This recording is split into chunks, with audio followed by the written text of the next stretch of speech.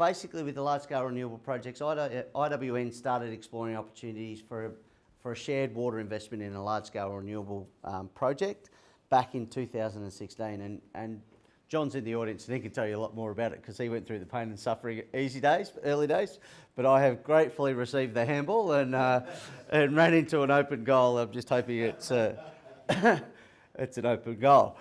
So the primary objective was really about jointly securing a commercially attractive long-term power supply at better than individually available prices, and also the promotion of new renewable electricity generation in Victoria.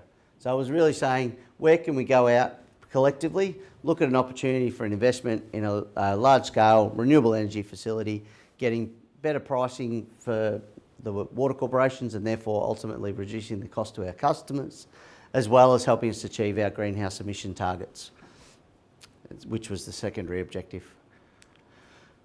So a feasibility study was completed in September 2016 and it was about understanding what the needs of the water industry were around large-scale renewables, identified the investment options as, we could just continue doing business as usual. We could purchase voluntary LGCs for helping us achieve our emissions targets. We could underpin new renewable generation through a PPA, a power purchasing agreement. We could do direct investment in large-scale renewables. We could go and collectively build a new wind farm at property that Wannon Water owns and then collectively operate that. Or we could do direct investment in large-scale renewables behind the meter.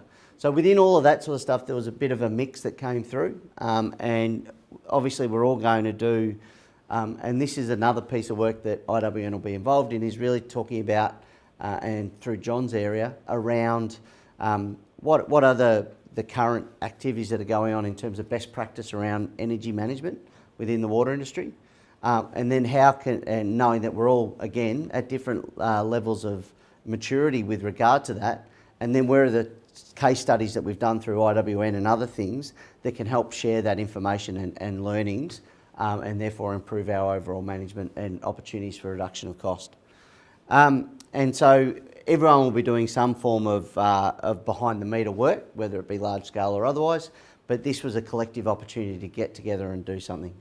So the preferred option, and that was based on about 20% of the load from each water corporation, so a commitment of about 60 gigawatt hours per annum, roughly, and that a power purchasing agreement time to extend to 2030, so about a 10-year period, would be the ideal way to do that. So what it did was lock in price certainty for renewable energy generation costs. So we did some modelling around how that would look with the market, changes in price. The fixed price versus what we would be paying, our fixed price versus the spot price. So a lot of work was done in the background to understand the electricity market, how it all works, and what the opportunities were there.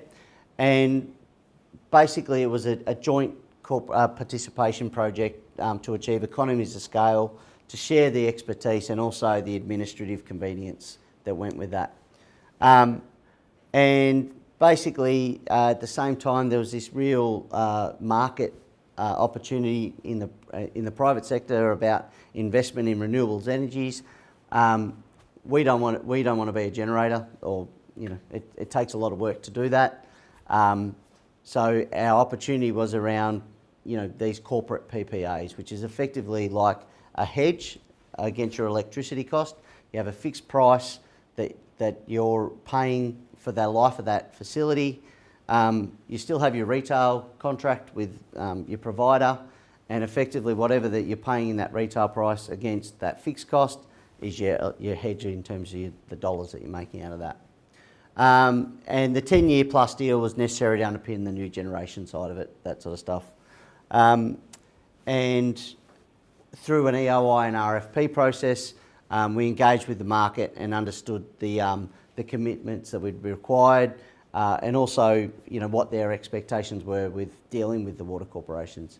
So one of the clear ones that came out was they don't want to deal with 13 different water corporations for one facility.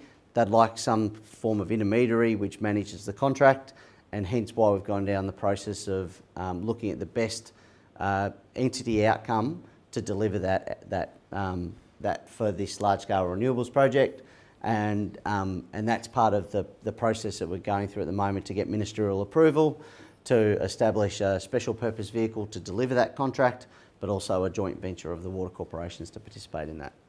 Basically, the benefits were economies of scale. You had risk mitigation in terms of the liability around, you're only liable for your portion of the agreement. You had sector collaboration. It'd be unlikely that any one corporation could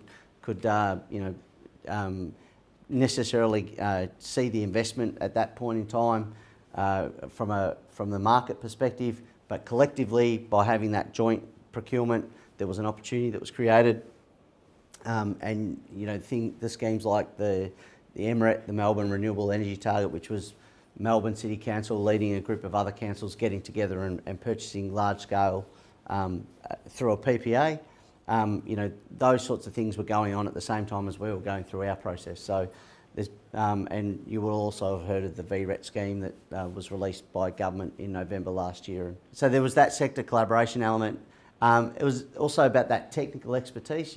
Some of our business, we are very fortunate as an industry with some of the people that we have that are involved working for our businesses, and their expertise in the electricity industry, but also their willingness to participate and share those concepts and ideas. And I know every time I see John get up here and present, the excitement and the passion that he has, and what he gives to all of us in the industry through that, it's just fantastic to see. And the guys that have been involved in the technical evaluation group for the IWN Large Scale Renewables Project, last Monday we received one document was 1,500 pages. There was two others that were 400 or 500, and they read those and did a level of assessment on them, and we did the scoring on Friday last week. And the commitment that they showed to this project, it reflects their passion as well. But just amazing that they were able to get through that volume of information, do the assessments, and then come out with a recommendation. So, certainly, if anyone sees them around or sees their name, they need a pat on the back, because as far as their commitment, it's been unwavering. So it's been really good. So where are we now? The request for proposal was issued in early April. Tenders closed on the 14th of May, so last Monday. We did the tender assessment in a week, so we have a preferred proponent, and we're now in the process of just signing off on the probity elements. The evaluation report should be with me by the end of the day. Can then get signed off by the evaluation group members. Probity report should be due with me Friday. We'll start negotiation next Monday, and still working towards the 30th of June commitment that we started with in December last year. Don't know why I agree to stupid things like that, but it seems to be happening. And also there's a series of board briefing papers that need to go out around the establishment of the special purpose vehicle, finalising those with Allens as we speak, and also getting some accounting advice around how businesses should account for that when the contract's in place.